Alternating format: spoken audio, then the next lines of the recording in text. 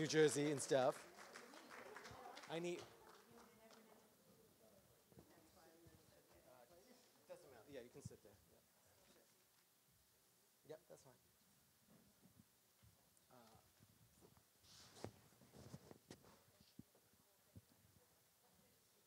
All right, so we gotta get more mics for you guys. Why don't we start off about you guys telling a little bit about who you are and just about yourself? Ladies first, go ahead. Hello. Okay. Joan Kelly from Hilton Head, South Carolina, originally from New Jersey, relocated to South Carolina about 20 years ago. I have a team of 19, and last year we did 241 transactions for a total of 121 million.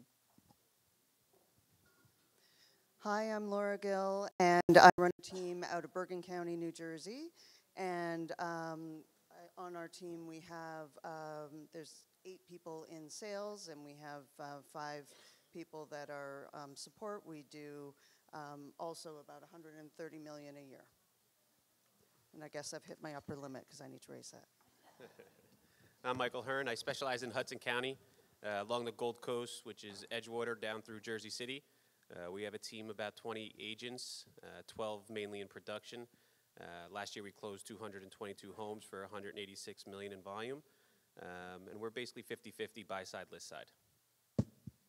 Don't they run an incredible business? Yeah. All of them, right? Give them a hand. So these people are here to learn from you, right? So let's talk about your lead gen, like in your Pacific area. What is still your most successful that you use to target your market, your lead generation? And Michael, you can go first. Sure. Yeah, so our number one lead gen source is our events. We've done a really good job once we got our name out there and had listings and had open houses and people knew who we were, as well from our marketing. We hosted events. Right now we like to make sure that we have at least 2 events a quarter. We'll have a Cinco de Mayo event. We'll have a St. Patrick's Day event. We've rented out movie theaters to have events for the children, to have them come, and it gave a really good opportunity for actually while the children were watching the movies, for the parents to talk to us because they were occupied. Every event we host is usually something for the children. We found out that most of the people came when the children were able to come versus doing something from 6 to 8 where it was just wine and cheese. That wasn't working as well for us. So all the events we've done have really helped nurture the relationships. They weren't leads that were generated then, there, today, but they were ones that we got a call back 6 months, 7 months later. Hey, Mike, we saw you at the event. We had a really good conversation. And then our follow-up in between that initial contact to then was really good with value-added emails and things of that nature. But the events were definitely our number one lead gen besides open houses. We do open houses every single weekend, usually about 5. And before we do an open house, the biggest thing that we do require our agents who are doing the open house is to make 10 contacts with prospective sellers before they do an open house in that neighborhood, in that building, and invite them to the open house. Besides those 2 things, that was definitely our lead gen source. Joan, what about you?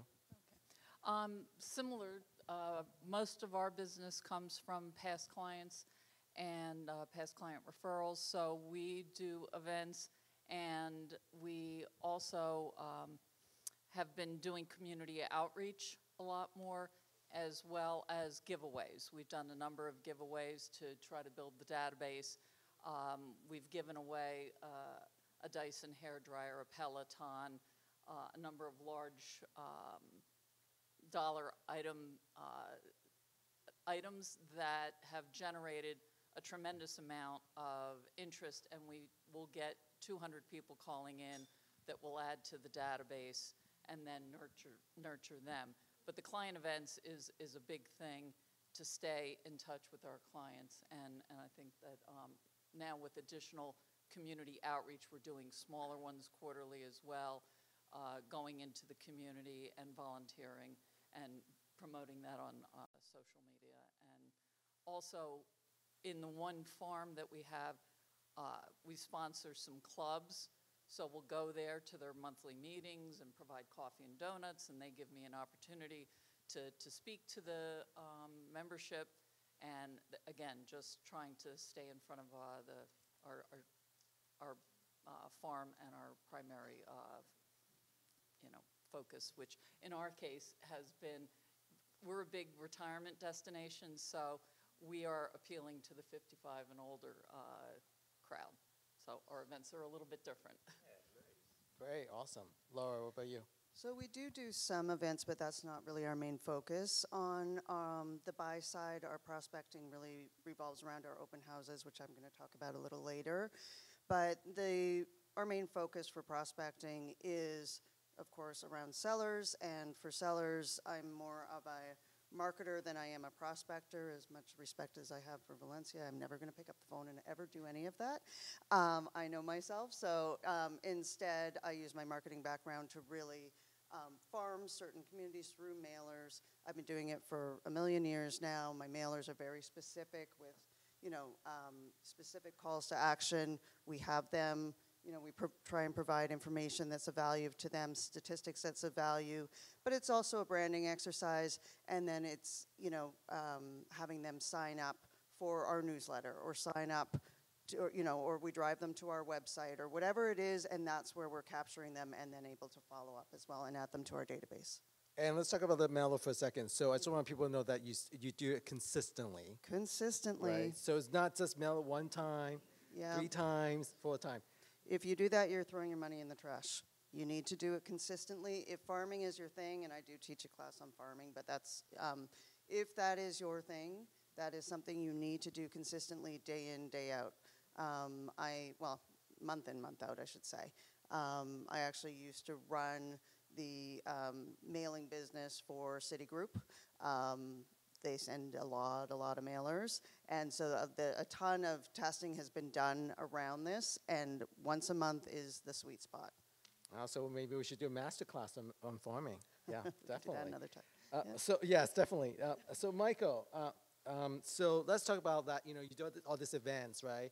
And then what is your strategy that you actually implement to make sure that you're able to nurture your leads and maintain the engagement?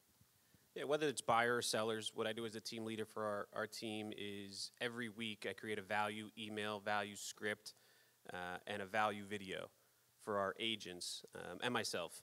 So whatever prospects we have that are either in our active, hot, warm, nurture, or prospective sellers, whatever category they may be, even investor, every week I'll create a value ad that our agents can send out to them.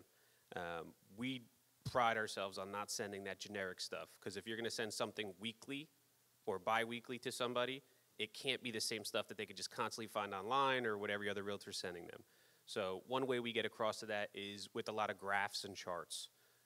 I'll always search for something happening, whether with mortgage applications or inventory or whatever that may be, and we'll always give them a national scenario and a local scenario.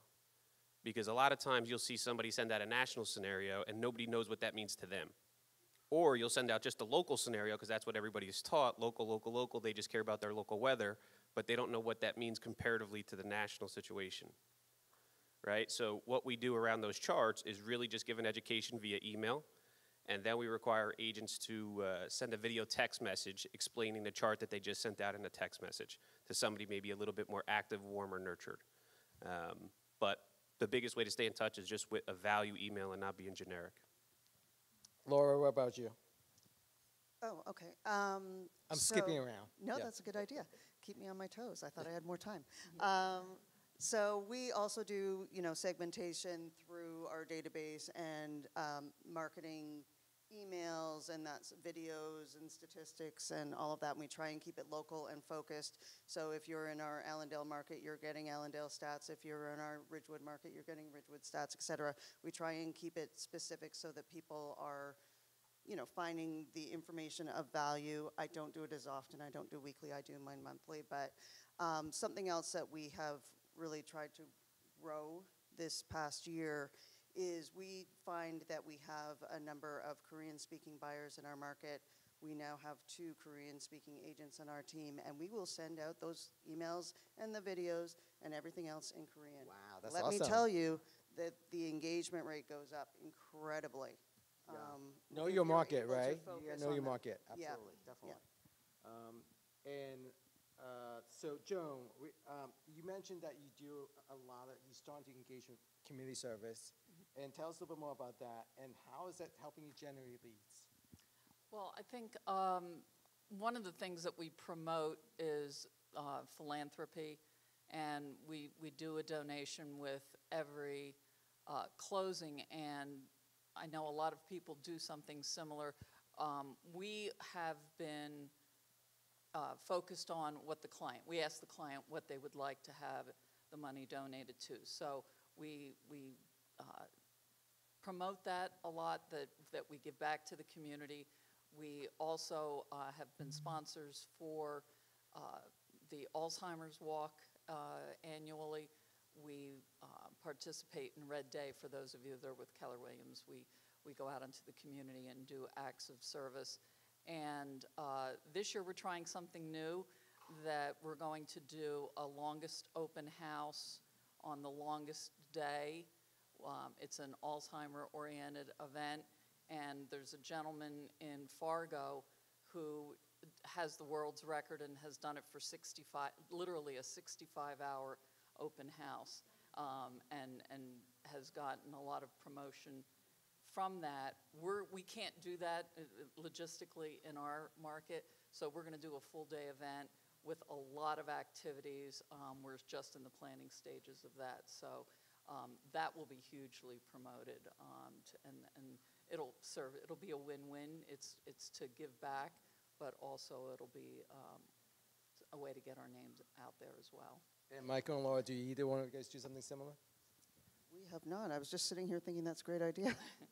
See, we're learning each other right here. Something We're along the messed up. lines that we do is with we require our team with our SOI to take 10% and call our VIP list, who's our most likely to refer us business or treated us well, whatever it may be. And what we do is really try to find something that's important to them versus us. And what we found is a lot was charity organizations that they believed in, whether it was breast cancer or lupus or whatever it may be. And we made sure that we did something for them. Was it show up to an event? Was it make a donation? Whatever that was near and dear to them in that regard was something that had to become a priority for us to show them that we care. This wasn't just, hey, we're staying in touch with you for business. This is a relationship, and in order to get, you got to give. And obviously just leading with giving has always produced a better result. So this is to all of you guys. So, we all know that, you guys do open houses, you guys do, internet marketing, and internet marketing that, those are like really low conversion rate, 1%, right? So how do you guys stand out from the rest of the market to make sure that you attract quality leads? We don't do any paid internet marketing or anything like that other than some Facebook ads. But really the way that I look to stand out and the way that we get a lot of our listings is through our marketing. And so through the farming that I talk about, those pieces are really high quality pieces. They cost me a lot more money. But the reason I do it is because it is representative of the type of marketing you will get when you list with our team. And people are, that's the comment we get all the time is, wow, your marketing's so good. We wanted you to market our house. And that's what they're hiring you for. This is nothing exciting as far as it's staying, for us it's staying in touch with the database, and it's been, we've been using newsletters, and we send 2 a month. We send one just to our past clients that's very focused on relational. So it's telling stories about a client, especially if there's something that they want to share with the community, we'll spotlight a client every month. We'll spotlight somebody on the team, and it's very local and relational. And then we do a second newsletter that goes out to the entire database that is more market-oriented. I don't remember the exact statistic on open rates on emails, but I think it's well under 20%. Most of them. Yeah. We're getting between 39 and 45% open rates on these newsletters, and so that has really helped us. And then doing call nights around the events. One thing you should realize with the event, the big thing with the event is the opportunity to invite your client.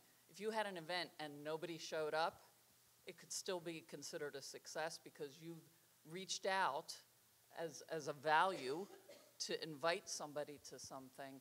And then after the event, you can then reach out to them and say, thank you for coming, or we missed you. It's just a great way, because I find that agents have a problem with staying in touch. What am I going to talk about? I know that you want to talk about providing value, but also if your touch is to invite them to something, thank them for coming, it makes those calls so much easier for the agents to make. Yeah, I think that, for us, we actually just did this exercise, my director of sales and I, because we wanted to teach our agents more about listing presentations and bring them on listing presentations that I did to give them more of that experience. But oddly enough, when we sat down to do this, we did the math, 48% of the listings we had were just come list me calls of, hey, Mike, we know you're doing a lot in the area. What's my home worth? Can you, send the paperwork? I'm like, oh, man, this is weird. But that was the quality of leads we were getting because of the accumulation of everything we were doing. Right, from the marketing, from the client events, from the community events, to building those relationships, from the word of mouth of, oh, he donated to my charity, or she donated to my charity. They're a good team. They do those things. So I think when you put that all together in your target farm or area, wherever you're attacking, those leads tend to be more quality than stuff that you're sifting through, right? So I think when you put it all together, that's what will happen. And that was something when our director of sales brought that number to me, it was something we were proud of. And I said, wow, like this is something that if we could keep and maintain doing, we're doing something right here. Now, I wasn't totally proud of it because I looked at it the other way saying, well, then we're not getting enough opportunities. Why are we not getting people who we're competing with for other listings and against other agents, et cetera? So there was something to gain from that in a good and bad perspective. But I think the more you do and you put everything together, you'll find yourself finding more quality leads that come in. Yeah, so we're in a relationship business, right? So whether you do your marketing, you do your monthly mailers, or you do your newsletters, or doing events that, but it's consistent. So make sure you stay consistent. And also, if you don't do it, that what you should do is that today, that you might client buying seller that's out there, set that up on a monthly market report. They might not be ready to buy or sell, whatever, but you never know. They can click on that, and if you find out, give them a call, because that's where you start the conversation. Thank you so much, you guys. Thank you, Simon. Thank you.